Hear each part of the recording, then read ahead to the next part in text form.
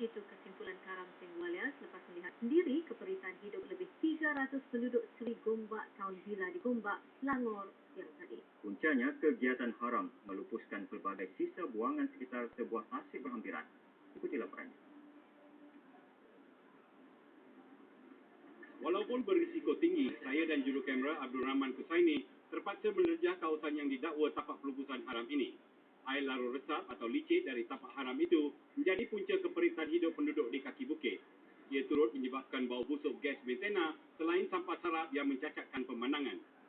Turut hadir penolong pegawai daerah Gombak bahagian unit teknikal dan penguatkuasaan Azrul Hisham Jambut serta pegawai jawatan alam sekitar JAS Cawangan Gombak dan wakil Majlis Pembenaran Selayang MPS. Persoalan bagaimana keadaan terbabit boleh wujud sekali lagi melihat budaya menuding jari bangkit dengan pelbagai alasan diberi serta janji untuk mengambil tindakan segera. Menurut penduduk, sejak setahun lalu, tasik berhampiran rumah mereka yang dahulu bersih dan indah kini tercemar dengan air busuk serta berbuih.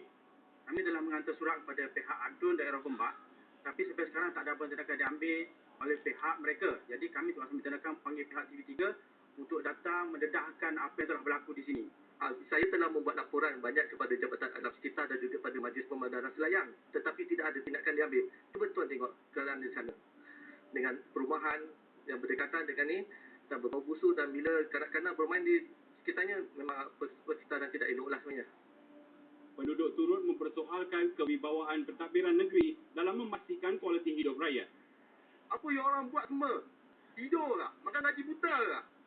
Saya tak pasti. Patutnya kerajaan sepatutnya ambil tindakan pada mereka-mereka yang sepatutnya menjalankan tugas, tapi tugas ni tidak dilaksanakan. Lebih membimbangkan ialah tindakan pihak terbabit menggali parit untuk mengalirkan licin dari Tasik ke Sungai Cincin dan seterusnya ke Sungai Gombak.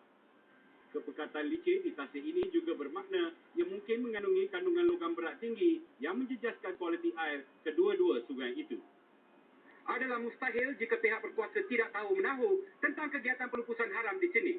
Lebih-lebih lagi, Adun Gombak Setia yang juga merupakan seorang esko kerajaan Selangor gagal turun padang membela nasib penduduk di sini ibarat besar bungkus tak berisi.